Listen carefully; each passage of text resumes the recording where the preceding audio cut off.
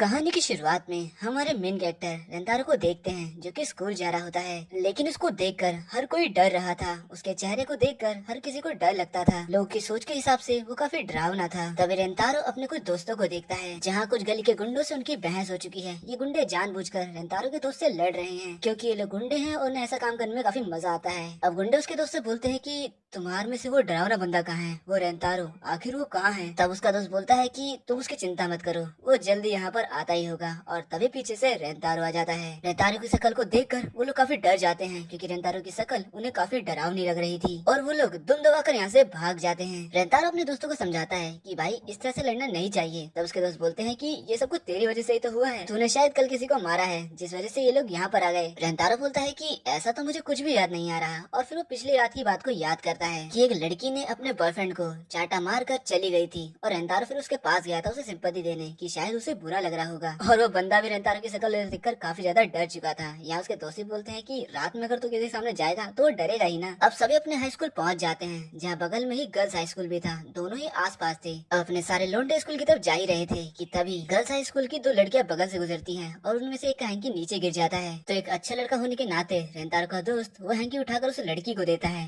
पर वो लड़की बोलती है कि अब मुझे ये नहीं चाहिए, इस पर तुम्हारा हाथ लग चुका है, ये बहुत गंदा हो गया है, तुम्हारी ही तरह तुम लोग काफी गंदे हो। और वो इसी तरह से काफी गंदी तरह से उन लोगों से बात करती है जिस पर सभी बोलते हैं कि ये लड़कियां नहीं सुधरने वाली हैं, ये ऐसी ही हैं, ये हमसे हमेशा नफरत करेंगी और चिढ़ती रहेंगी, छोड़ो इन्हें। अब हमें स्कूल के बारे में थोड़ा बताया जाता है कि गर्ल्स हाई स्कूल और बॉयज हाई स्कूल दोनों ही एक दूसरे से अगल बगल में हैं। लेकिन जो गर्ल्स स्कूल है वहाँ पर काफी बड़े घर की लड़कियां पढ़ती हैं, यानी काफी ज्यादा ही रिच फैमिली वाली, एंड ऑब्वियसली उनका स्टैंडर्ड भी काफी ज्यादा हाई है। लेकिन जो बॉयज स्कूल है उसे तुम एक तरह से सरकारी स्कूल की तरह मान सकते हो और इसीलिए लड़कियां उन लड़कों से काफी ज्यादा नफरतें करती हैं। भले ही लड़के बुरे नहीं है स्कूल के, लेकिन उन लड़कियों को लगता है कि ये काफी बुरे हैं। और रेंतारो जब अपनी क्लास में बैठता है तो हमें पता चलता है कि जो गर्ल्स स्कूल है वो लड़कियां अपनी खिड़की के सारे पर्दे बंद रखती हैं ताकि उन्हें लड़कियों का चेहरा देखने को भी ना मिले। भाई इतनी ज्यादा नफरत करती है वो लड़कों से, या बोलो सिर्फ रेंतारो के हाई स्कूल के लड़कों से। अब रेंतारो के दोस्त कैरियोके जाने का प्लान बनाते हैं लेकिन रेंतारो मना कर देता है क्योंकि उसे घर पे कुछ काम पड़ जाता है। अब रेंतारो जब घर जाता है तो हमें पता चलता है कि उसे अपनी बेकरी में जाना था। यहाँ उसकी माँ उसे डांटती है लेट आने पर, तो रेंतारो बताता है कि स्कूल काफी दूर है और ऊपर से आज बारिश भी हो रही थी। अब रेंतारो अपनी मदर से बोलता है कि आपको पता तो है मैं इस काम में काफी ज्यादा बेकार हूँ और मेरी वजह से कोई भी रेस्टोरेंट में नहीं आता है। इस पर उसकी मदर कहती है कि तुम चिंता मत करो, यहाँ सिर्फ एक ही कस्टमर है और ऊपर से बाहर बारिश भी आ रही है तो ज्यादा लोग आएंगे नहीं और मुझे भरोसा है तुम इतना तो संभाल ही सकते हो। और ऐसा बोलकर उसकी मदर यहाँ से चली जाती है। अब रेंतारो बताता है कि मेरी फैमिली की खुद की बेकरी शॉप है और कभी कभार एम्प्लॉयज की कमी पड़ जाती है तो मुझे भी एम्प्लॉय बनना पड़ता है। वो बात और है कि मुझे सैलरी नहीं मिलती। रेंतारो हमें ये भी बताता है कि ये वाली बात मैंने अपने दोस्तों को नहीं बताई है वरना वो मेरी बेकरी शॉप को पूरा ही खा जाएंगे। रेंतारो याद करता है कि उसकी मदर ने कहा था कि सिर्फ एक ही कस्टमर है। वो चारों तरफ देखता है और तब उसे एक लड़की दिखती है जिसके आगे काफी सारी केक्स की प्लेट रखी थी और उसने सब खा लिया था। वो हैरान था कि एक छोटी लड़की इतना केक खा कैसे सकती है, वैसे लड़की क्यूट तो है। अब अचानक से ही वो लड़की रेंतारो की तरफ देखती है और दोनों के बीच में आई कांटेक्ट हो जाता है। वो लड़की घबरा जाती है और शर्मा जाती है और वो जो केक खा रही थी वो भी उसके गले में अटक जाता है। वो जल्दी से पानी पीती है। पानी भी रेंतारो ने ही ला कर दिया था। रेंतारो मन में सोचता है मेरे हिसाब से ये मिडिल स्कूल की लड़की है, पर आखिर ये इतना केक खा कैसे सकती है। ये क्यूट सी लड़की काफी ज्यादा घबरा चुकी थी। वो रेंतारो को धन्यवाद बोलती है और ऐसे फट से भाग जाती है। और रेंतारो बेचारा दोबारा सोचता है कि शायद मेरी वजह से वो डर गई। अब अगले दिन रेंतारो की मदर उस लड़की के बारे में रेंतारो को बताती है कि उस लड़की का नाम वागुरी है और वो हमारी रेगुलर कस्टमर है, उसे यहाँ का केक काफी ज्यादा पसंद है। तब रेंतारो बताता है कि मुझे लगता है आपने अपनी रेगुलर कस्टमर को खो दिया, मुझे नहीं लगता कि आज के बाद वो यहाँ पर कभी आएगी भी। शायद मेरा चेहरा देखकर बेचारी डर गई। यहाँ उसकी मदर बोलती है कि तुम सभी लोगों को एक जैसा मत समझा करो, वो ऐसी लड़की बिल्कुल नहीं है जो किसी को उसके चेहरे से जज करे और हर चीज का जिम्मेदार तुम खुद को या अपने चेहरे को कभी मत माना करो। और अगर वो लड़की यहाँ नहीं आएगी तो मैं उसे जबरदस्ती लेकर आऊंगी। अब अगले दिन रेंतारो अपने स्कूल में होता है और अभी भी बस वो कल के बारे में ही सोच रहा था और अब वो सोचता है कि वो मिडिल स्कूल जाएगा और उस लड़की से माफी मांगेगा। तभी यहाँ रेंतारो के दोस्त आते हैं और वो बोलते हैं कि चल भाई साथ में खाना खाते हैं, पर रेंतारो बोलता है कि आज मेरा मन नहीं कर रहा, तुम लोग खा लो, और वो यहाँ से चला जाता है। उसके जाते ही रेंतारो का एक दोस्त बोलता है तुम्हें पता है कि रेंतारो जानबूझकर लोगों से दूरियां बनाता है। वो खुद ये मानता है कि वो अच्छा नहीं है और लोग उससे डरेंगे, इसलिए वो खुद ही लोगों से दूरियां बना लेता है। अब रेंतारो सोचता है कि शायद उसे उस मिडिल स्कूल वाले लड़के के पास जाना चाहिए, पर फिर वो इस प्लान को कैंसिल कर देता है ये सोचकर कि कहीं वो दोबारा डर गई तो। अब रेंतारो घर पर कॉमिक पढ़ रहा होता है कि तभी उसकी मदर उसके रूम में आती है और बताती है कि वो लड़की वागुरी तुमसे मिलना चाहती है। अब वो उस लड़की वागुरी से मिलता है और सोचता है कि मैं उससे माफी मांगूंगा, लेकिन वागुरी बोलती है कि पहले हमें कुछ खा लेना चाहिए यहीं बैठकर। तो दोनों ही अपने सामने केक लेकर बैठ जाते हैं। दोनों ही आमने सामने बैठे थे और रेंतारो सोच रहा था, यकीन नहीं आता ये लड़की मुझे ही ट्रीट दे रही है और वो भी मेरी ही बेकरी शॉप में। अब वागुरी बोलना चालू करती है कि मुझे माफ करना, कल मैं बिना बताए यहाँ से भाग गई और इसीलिए मैं तुम्हें केक खिलाना चाहती हूँ। इस पर रेंतारो बोलता है कि तुम पहले केक खा लो, मैं तो खाता ही रहता हूँ, मेरी ही शॉप है। अब वागुरी केक खाना चालू करती है और बताती है कि मुझे माफ करना, लेकिन यहाँ का केक सबसे ज्यादा बेस्ट है और मुझे तो काफी ज्यादा पसंद है। वागुरी को केक खाता देखकर रेंतारो भी खुश हो रहा होता है, उसे काफी सेटिस्फाइंग सा फील होता है। यहाँ वागुरी बोलती है कि कल वैसे तुम हैरान हो गए होगे ना मेरे सामने इतना सारा केक देखकर। रेंतारो मुंह से तो मना कर रहा होता है पर मन में वही सोचा होता है। तो वागुरी बोलती है कि कल वैसे बहुत ज्यादा बारिश हो रही थी तो मैंने सोचा कि एक आधा केक और खा लिया जाए, और इतने सारे खा लिए। अब दोनों एक दूसरे को अपना नाम बताते हैं और यह वागुरी रेंतारो से काफी ज्यादा ही अच्छे से बात कर रही थी। रेंतारो मन में सोचता है, मैं हैरान हूँ कि पहली बार कोई लड़की मुझसे मिलना चाहती है और पहली बार कोई मेरे चेहरे से नहीं डर रहा है और मुझसे आराम से बात कर रहा है। अब वागुरी बोलती है कि मुझे माफ करना कि कल मैं भाग गई थी, पर मैं तुम्हारे चेहरे की वजह से नहीं भागी थी और न ही तुमसे डर कर, और ऐसा भी नहीं है कि मैंने तुम्हें पहली बार देखा है, तुमने मुझे बस कभी नोटिस नहीं किया होगा। रेंतारो ये मन में सोचता है कि हाँ शायद मैंने इसे नोटिस नहीं किया होगा, और अब वो थोड़ा तेज बोल देता है, तो बताओ कल तुम भाग क्यों गई थी? तो उसकी मदर बोलती है कि बच्चों आराम से बात करो। तो अब वागुरी बताती है कि वो बात यह है कि पहली बार कोई लड़का मुझे इतनी देर तक घूर के देख रहा था तो मैं काफी ज्यादा शर्मा गई और भाग गई।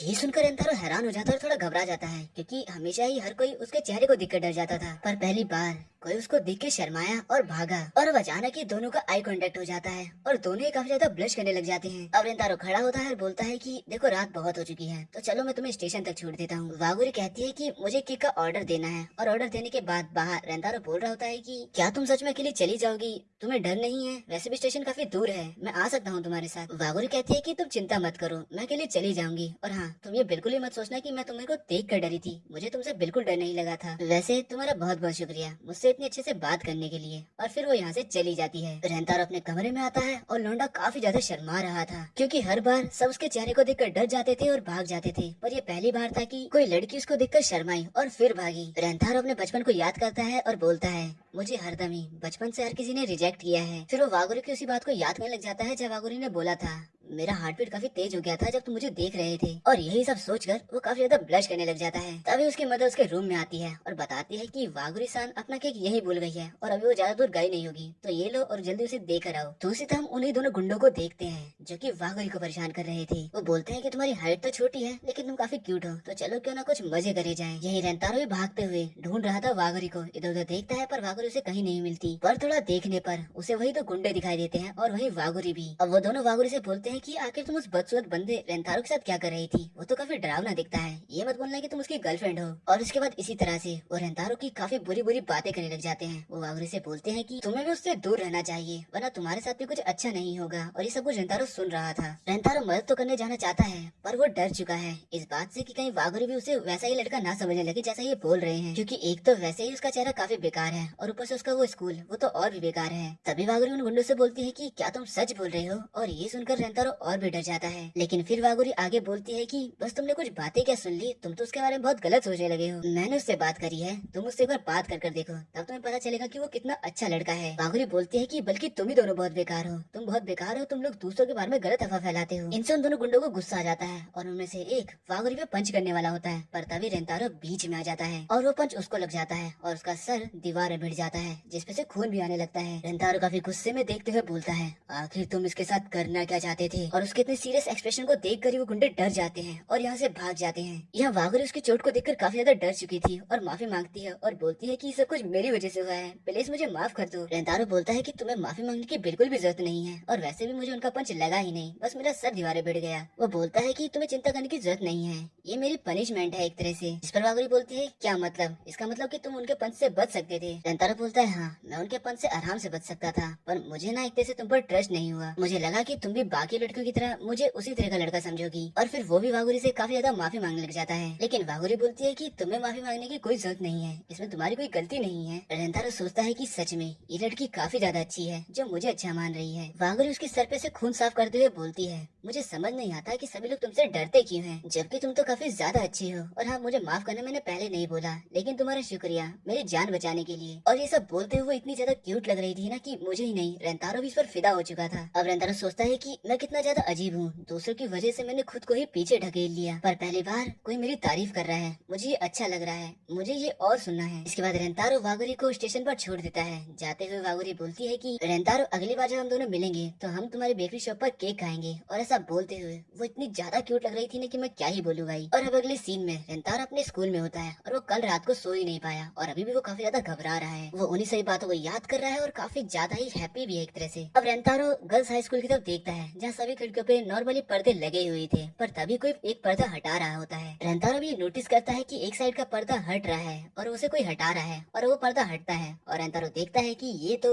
वागुरी है और वागुरी भी उसे देख लेती है और दोनों के बीच दोबारा से आई कांटेक्ट हो जाता है। दोनों एक दूसरे को देखकर काफी ज्यादा हैरान थे और दोनों ही लगातार एक दूसरे को देखे भी जा रहे थे। रेंतारो अचानक से शर्मा जाता है और अपना पर्दा लगा लेता है। उसकी हार्ट बीट काफी तेज हो गई थी और साथ ही उसे ये पता चल चुका है कि वागुरी मिडिल स्कूल की तो नहीं है बल्कि हाई स्कूल की लड़की है। रेंतारो अब बस अपनी ही सोच में खो चुका था। वो सोच रहा था कि कागुरी मेरे से बिल्कुल नहीं डरती बल्कि सब डरते हैं और साथ ही वो मेरी शॉप की रेगुलर कस्टमर भी है। पर यहाँ पर रेंतारो के लिए सबसे बड़ी प्रॉब्लम ये थी कि वो उनके सबसे बड़े दुश्मन वाले स्कूल में ही है। रेंतारो यही सोच रहा था और वो साथ ही बताता कि आज भी स्कूल आते वक्त वो लड़कियाँ हमें किस तरह से देख रही थी। तभी यहाँ रेंतारो के बाकी दोस्त भी आ जाते हैं। तभी रेंतारो का दोस्त और सामने लड़कियों के बारे में काफी उल्टा उल्टा बोलने लगता है कि वो काफी ज्यादा ही गंदी है। लेकिन रेंतारो का ध्यान इन सब पे था ही नहीं। वो तो अभी भी कागुरी के बारे में ही सोचे जा रहा था। वो सोच रहा था कि मैं कितना बड़ा बेवकूफ हूँ जो मैंने इतनी जल्दी कागुरी के बारे में इतना कुछ सोच लिया। उसके फर्स्ट इंट्रोडक्शन के बाद ही मैंने कुछ ज्यादा ही ओवरथिंक कर लिया। देखो सामने उससे बोलता है कि भाई तुझे कुछ हुआ है क्या? तू जैसे ही लड़कियों के स्कूल को देख रहा है तो काफी अजीब सा बिहेव करने लग रहा है। अब रेंतारो हड़बड़ाकर बोलने लगता है कि पागल है क्या, मैं ऐसा क्यों करूंगा? ये बात रेंतारो ने थोड़ी तेज से बोल दी थी, इसलिए क्लास के सारे बच्चे उसे ही देख रहे थे। इसके बाद टीचर वापस से पढ़ाना चालू करते हैं। रेंतारो बैठा बैठा अभी भी वही बारे सोच रहा होता है और अब वो सोचता है कि शायद अब कागुरी मेरी शॉप पर नहीं आएगी, ये जानने के बाद कि मैं उसके अपोनेंट स्कूल में पढ़ता हूँ। वैसे देखा जाए तो एक तरह से सही है, क्योंकि अगर बाकी लोगों को पता चला कि वो मेरे रेस्टोरेंट में आती है तो उसके लिए काफी दिक्कतें हो जाएंगी। इसी तरह से वो काफी ज्यादा ओवर थिंक कर रहा था और परेशान होता जा रहा था। अब तभी ओसामी रेंतारो से बोलता है, भाई आज तो तू फ्री है ना, आज कहीं चले घूमने के लिए? और लिटरली रेंतारो बोलता है कि हाँ आज मैं फ्री हूँ। और इससे उसके सारे दोस्त हैरान भी थे। खैर इसके बाद वो सभी स्कूल से बाहर निकलते हैं। तभी वो देखते हैं कि बाहर सारे लड़के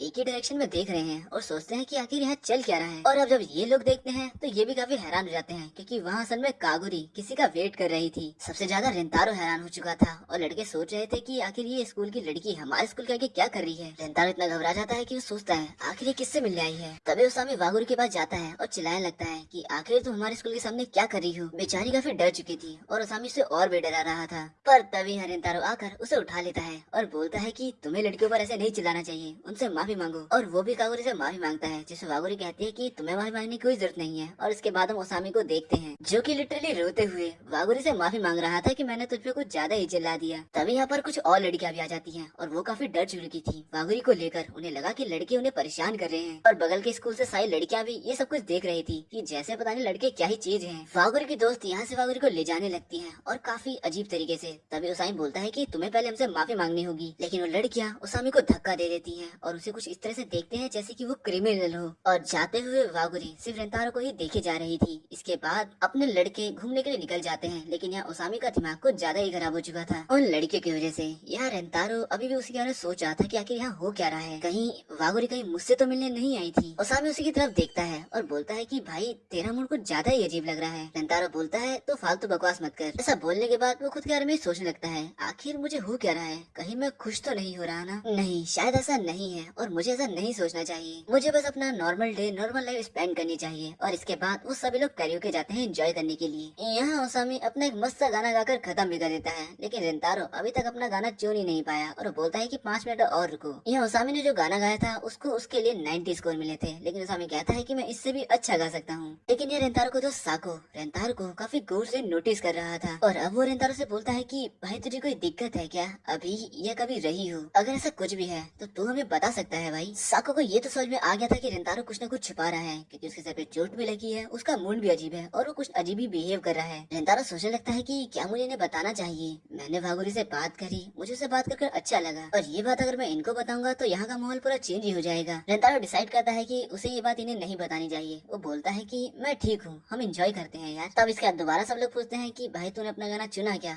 रेंतारो बोलता है नहीं, 5 मिनट और लगेंगे। इस पर उसामी बोलता है कि ला मैं तेरे बदले गाना चुन दूं। अब रेंतारो साको से माफी मांगता है इतना अजीब सा फेस बनाने के लिए। रेंतारो बोलता है कि अब मैं क्या ही कर सकता हूँ और अब वो फाइनली गाना गाना गाने वाला होता है। जो करने के बाद रेंतारो अपने घर जा रहा होता है। वो देखता है कि उसका रेस्टोरेंट ओपन है तो सोचता है कि मुझे जल्दी से क्लोज करना होगा। वो अंदर जाता है और देखता है कि वागुरी उसका उसके रेस्टोरेंट में ही वेट कर रही है और उसको वेलकम बैक भी बोलती है। वो पूछता है कि आखिर तुम यहाँ क्या कर रही हो, तो वागुरी सबसे पहले रेंतारो से माफी मांगती है उसकी दोस्त की गलती के लिए जो उन्होंने इतना गंदा व्यवहार किया इनके साथ। रेंतारो बोलता है कि तुम्हें माफी मांगने की जरूरत नहीं है। तभी रेंतारो की मदर बोलती है, अच्छा तो तुम आ चुके हो, आज तुम लेट हो, तुम्हें पता है वागुरी कब से तुम्हारा इंतजार कर रही है। और फिर उसकी मदर बोलती है कि वागुरी तुम चाहो तो थोड़ी देर और यहाँ रुककर बातें कर सकती हो और तब तक मैं तुम्हारे लिए एक अच्छा सा केक बना देती हूँ। और तभी वागुरी के पेट से आवाज आने लगती है क्योंकि वो तो है ही केक की भूखी। ये आवाज सुनकर रेंतारो की मदर और रेंतारो काफी हंसने लग जाते हैं और वागुरी शर्माकर बोलती है कि यार रेंतारो तुम तो ऐसे मत हंसो ना। अब रेंतारो इसके लिए माफी मांगता है और बोलता है कि क्या हम दोनों साथ बैठकर केक खा सकते हैं। और ये सुनकर वागुरी काफी खुश हो जाती है और इसके बाद हम देखते हैं कि वागुरी केक खा रही होती है और उसे वो केक काफी पसंद आता है और साथ ही वो काफी क्यूट भी लगती है। भाई मेरी तरह ही रेंतारो भी सोचता है। वो बोलता है कि केक खाते हुए तो ये कुछ ज्यादा ही क्यूट लगती है। और अब वागुरी रेंतारो से बोलती है, वैसे तुम्हारा वो दोस्त लाल हेयर वाला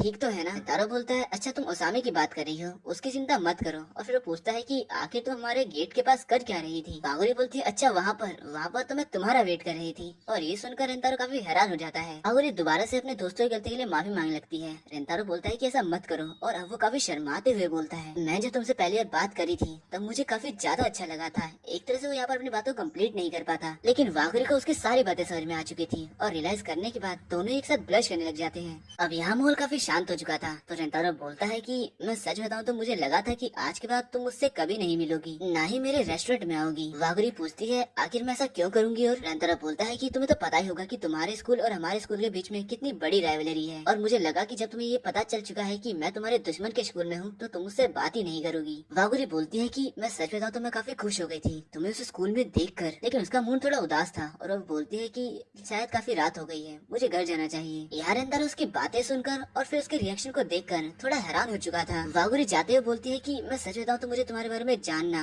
और तुमसे बात करना काफी अच्छा लगता है, लेकिन फिर भी वो काफी ज्यादा उदास थी। रेंतारो उसकी बातों को नहीं उसके फेस को देख रहा था, उसके रिएक्शन को देख रहा था। उसे समझ ही नहीं आया कि आखिर यहाँ पे हो क्या गया। उसके जाते ही यहाँ रेंतारो की मदर आती है और पूछती है कि वागुरी कहाँ गई। और जब वो रेंतारो का फेस देखती है तो काफी डर जाती है, बंदा एकदम ज़ॉम्बी लग रहा है। इसके बाद सारी बातें रेंतारो अपनी मदर को बता देता है और वो काफी घबरा चुका था।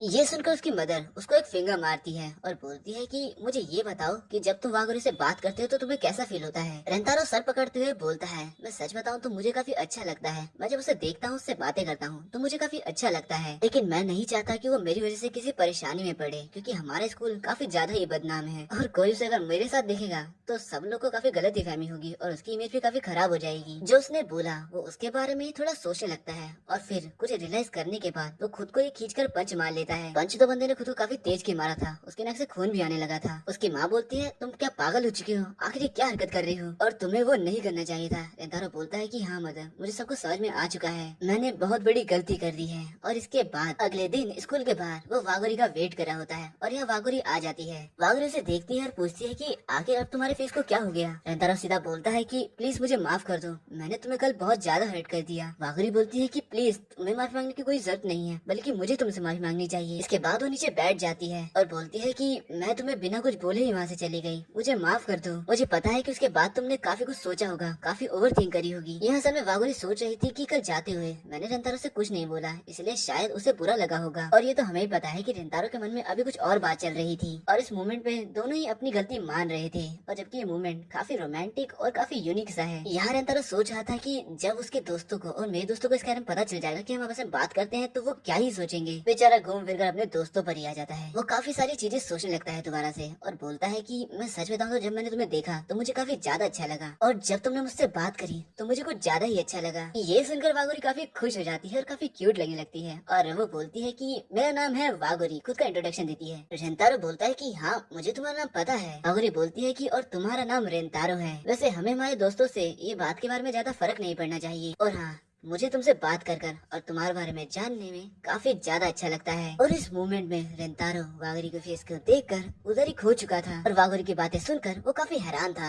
इसके बाद हम देखते हैं कि वो अपनी क्लास में जा रहा होता है और सोच रहा होता है कि आखिर आज क्या क्या हो गया। और फिर वो सोचता है कि वैसे देखा जाए जो भी वागुरी ने कहा वो बिल्कुल सही है, मतलब कि हमें हमारे दोस्तों से ज्यादा फर्क नहीं पड़ना चाहिए। इस बात को लेकर बंदा अपनी क्लास में जाता है और विंडो की तरफ देखता है और फिर वो देखता है कि वागुरी कर्टेन हटाती है और जैसे वो रेंतारो को देखती है बंदी काफी खुश हो जाती है। रेंतारो भी वागुरी की तरफ देख रहा था और मन में सोचता है कि मैं सच बताऊं तो मुझे भी तुम्हारे बारे में काफी कुछ जानना है वागुरी। और वो बोलता है कि अब मुझे लग रहा है कि मैं भी उस दुनिया का हिस्सा बनता जा रहा हूँ जिसका मैं आज तक नहीं बन पाया।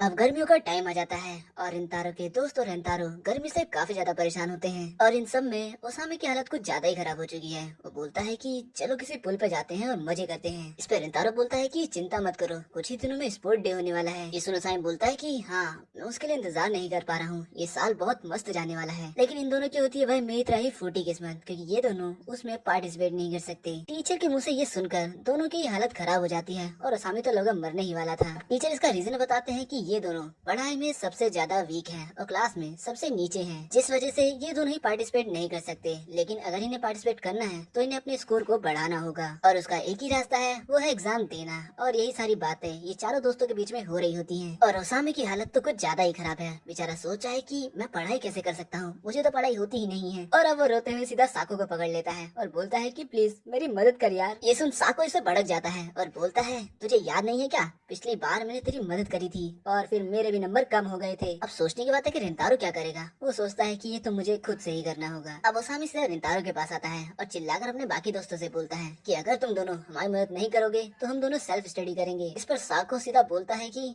हाँ ये अच्छा है, बेस्ट ऑफ लक। एकदम सिग्मा और कूल रिप्लाई। यहाँ ओसामी और साको के बीच में बहस चली रही होती है कि तभी रिंतारो के फोन पर एक मैसेज आता है जो कि इसकी मॉम का है और वो लिखती है कि आज हमारी बेकरी पर सेल चल रही है तो मैं चाहती हूँ कि तुम उसमें वागुरी को इनवाइट कर लो। ये मैसेज पढ़ने के बाद रिंतारो गर्ल्स स्कूल की तरफ देखता है और सोचता है क्या सच में वो आएगी। अब वो शायद वागुरी को ही मैसेज टाइप कर रहा होता है और सोचता है कि क्या वो आएगी। उसके मन में बस यही बात घूम रही थी, पर फाइनली वो उसे सेंड कर देता है। अब क्लासेस चलती रहती हैं और वो उसकी रिप्लाई का वेट करता रहता है। एक क्लास खत्म होती है, दूसरी स्टार्ट होती है, फिर वो क्लास खत्म होती है और ऐसे ही शाम हो जाती है। और बेचारा अब सोचता है क्या वो स्कूल के अंदर फोन यूज करती भी होगी। उसके ये सोचते ही उसे वागुरी का रिप्लाई आ जाता है जिसमें वो लिखती है कि मुझे इनवाइट करने के लिए तुम्हारा शुक्रिया, लेकिन आज मैं थोड़ी सी बिजी हूँ तो मैं नहीं आ पाऊंगी। ये पढ़ने के बाद रिंतारो बोलता है कि चलो कोई बात नहीं। लेकिन यहाँ बात ये है कि रिंतारो को बुरा लग रहा है और वो सोचता है कि मुझे बुरा क्यों लग रहा है। तभी ओसामी उससे बोलता है चलो अब लाइब्रेरी में चलते हैं पढ़ाई करने के लिए। और इसके बाद वो दोनों सीधा लाइब्रेरी के सामने खड़े होते हैं। अंदर जाते हुए ओसामी बोलता है कि मैं उन दोनों को दिखा दूंगा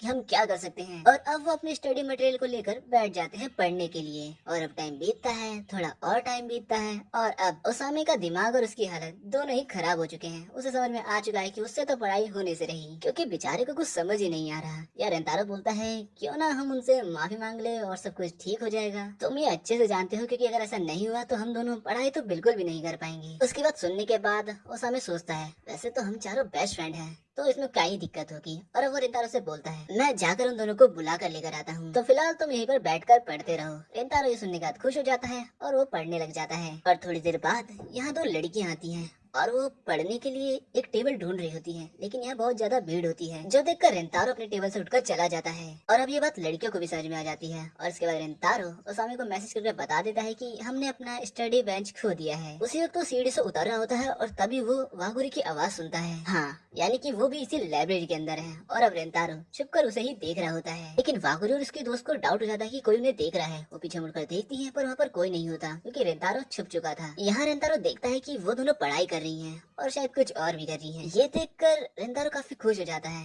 पर तभी वो सुनता है कि वागुरी टॉपर है। वो हमेशा ही अपने स्कूल में टॉप करती है। वागुरी अपने दोस्त से बोलती है कि हाँ, मैं इसको हमेशा मेंटेन रखूंगी। सारी बातों को सुनने के बाद रिंतारो बाहर बैठा होता है और सोच रहा होता है मैं अपने स्कूल में, छिदोरी स्कूल में सबसे ही ज्यादा नालायक और लो स्टूडेंट हूँ जिसके सबसे कम नंबर आते हैं। और वहीं दूसरी तरफ वागुरी जो कि अपने स्कूल की टॉपर है। ये सोचकर बेचारा दोबारा से पढ़ने बैठ जाता है, लेकिन बेचारे का कॉन्फिडेंस दोबारा डगमगा जाता है और वो सो ही जाता है, मतलब लेट जाता है और सोचता है कि लास्ट में मैं फेल हो जाता अगर साको मेरी मदद नहीं करता तो इस बार तो किसी भी हालत में मुझे पास होना ही होगा। यही सब वो सोच रहा होता है कि तभी उसके पास वागुरी आ जाती है। वागुरी को देखते एकदम से शौक में वो उठ जाता है। और अब तुम ये सोचे होगे कि वागुरी को पता कैसे चला कि रिंतारो यहाँ पर है, तो उसने रिंतारो को देख लिया था। यहाँ वागुरी रिंतारो से बोलती है कि क्या तुम यहाँ पढ़ाई कर रहे हो। इस पर रिंतारो बोलता है कि हाँ, मैं पढ़ने की कोशिश कर रहा हूँ। यहाँ वागुरी एक बार और रिंतारो से माफी मांगती है कि वो बेकरी शॉप पर आज नहीं जा पाएगी। इस पर रिंतारो बोलता है कि ये इतनी भी बड़ी बात नहीं है, वैसे भी ये हर मंथ होती है ऐसी सेल। यहाँ पर वागुरी का वहाँ जाने का रीजन ये था कि उसके पास पैसे खत्म हो रहे हैं, तो बोलती है कि मैं अगले मंथ चली जाऊंगी। और हाँ,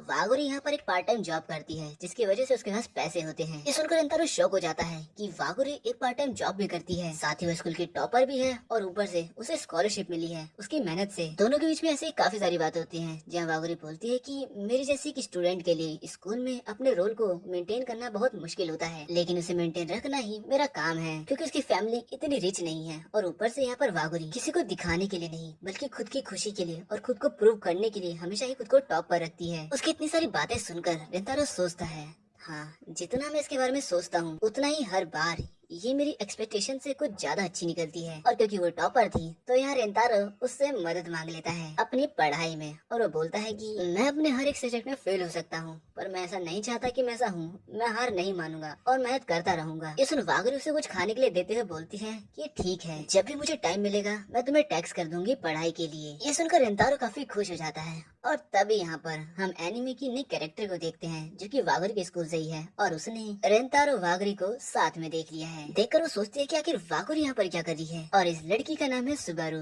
और ये अब इन दोनों के बीच में चली आती है। सुबारू सबसे पहले ही पूछती है कि आखिर ये लड़का कौन है, और उसे पता चलता है कि ये चिदोरी स्कूल से है, यानी उसके दुश्मन के स्कूल से। वो उसी वक्त उसे जज कर लेती है और अलग नजरों से देखने लग जाती है, यानी हेट की नजर से। और ये बात रेंतारो को भी उसके फेस और उसके बोलने से समझ में आ जाती है। यहाँ वागोरी बीच में बोलने की कोशिश करती है पर नहीं कर पाती, और उसी वक्त यहाँ पर रेंतारो के तीनों दोस्त आ जाते हैं और रेंतारो के सामने वो दोनों लड़कियों को देख लेते हैं। और अब यहाँ रेंतारो की हालत और भी ज्यादा खराब हो चुकी है क्योंकि इस सिचुएशन को वो कैसे संभालेगा। और अब ये एनकाउंटर होने के बाद दोनों एक दूसरे के आमने सामने हैं, जहाँ पे सबको लग रहा है कि अब तो लड़ाई होकर ही रहेगी। मुझे भी लग रहा है। यहाँ पर ओसामी कुछ कहने की कोशिश करता है पर तभी वागोरी को देखकर वो बोलता है कि मैंने इसे कहीं तो देखा है। वो वागोरी के काफी पास खड़ा था जो कि सुबारू को बिल्कुल पसंद नहीं आती। वो कुछ कहने ही वाली थी कि तभी बीच में रेंतारो आ जाता है और वो ओसामी को दूर कर देता है। सुबारू ये देखकर एकदम शॉक हो चुकी है। ओसामी बोलता है कि मैंने तो उसे कुछ किया ही नहीं, तो तुमने ये क्यों करा? रेंतारो बोलता है कि मुझे माफ करना, और मन में सोचता है कि पता नहीं मेरे बॉडी ने खुद ही मूव कर दिया। पर चाहे जो भी हुआ हो, यहाँ सुबारू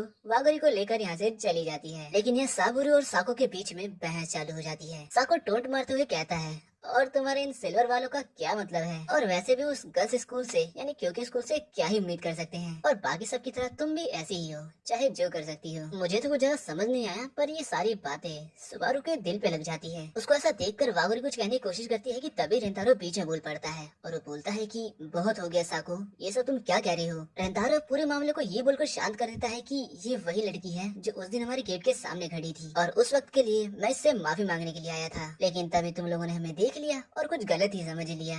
और ये सुनने के बाद ओसामी उन दो लड़कियों के पास जाता है और सीधा माफी मांग लेता है। इतना कुछ होने और सुनने के बाद वागोरी भी उन लोगों से माफी मांग लेती है। ये सब कुछ देखकर सुबारू बोलती है कि आखिर तुम ये क्या कर रही हो वागोरी? पर वागोरी बोलती है कि तुम्हें भी माफी मांगनी होगी साबुरू। लेकिन सुबारू इगोइस्टिक है भाई, वो माफी नहीं मांगती और यहाँ से चली जाती है। ये देखने के बाद वागोरी दोबारा से माफी मांगती है और सुबारू के पीछे पीछे भाग जाती है। अब उनके जाते ही ओसामी बोलता है कि शायद हमारे बीच में कोई है जिसे उनसे माफी मांगनी चाहिए थी। हाँ, और ये बात साको की हो रही होती है। साको बोलता है कि ये सब कुछ शुरू किसने किया था, और इसी बकबक में वो वापस से दोस्त बन जाते हैं। इसके बाद हम सुबारू और वागोरी को देखते हैं, जहाँ वागोरी बोलती है कि सारे लड़के सेम नहीं होते। ऐसे ही सुबारू और वागोरी के बीच में काफी सारी बातें होती हैं और सुबारू नोटिस करती है कि वागोरी का बिहेवियर और लड़कों को लेकर किसी के प्रति काफी चेंज हो चुका है, क्योंकि यहाँ वो रेंतारो की काफी बातें बोलती है। इसके बाद हम रात को रेंतारो को देख रहे होते हैं जो कि बेचारा पढ़ रहा होता है, और तभी वागोरी का मैसेज आता है। पर मैसेज में वो क्या ही बात करते हैं, डायरेक्ट कॉल ही हो जाती है दोनों के बीच में। दोनों कॉल पर काफी सारी बातें करते हैं और बात ही बात में वागोरी उसे थैंक यू बोलती है जिस टाइम पर उसने उसे प्रोटेक्ट किया था। ये सुनकर रेंतारो काफी खुश है, लेकिन वागोरी थोड़ी चिंतित में है कि आज तो रेंतारो ने बचा लिया, लेकिन अगली बार। तो यहाँ रेंतारो बोलता है कि तुम चिंता मत करो, जो जैसा चल रहा है वो हमेशा ही वैसा चलता रहेगा। मतलब ये कि रेंतारो किसी को कभी ये समझने ही नहीं देगा कि उसके और वागोरी के बीच में आखिर चल क्या रहा है। और इसके बाद दोनों की हो जाती है बातें खत्म। यहाँ पर रेंतारो का भी शर्मा रहा होता है और वही हमारी प्यारी क्यूट सी वागोरी भी शर्मा रही है, और अब दोनों को इंतजार नहीं हो रहा साथ बैठकर पढ़ने का या कुछ और करने का।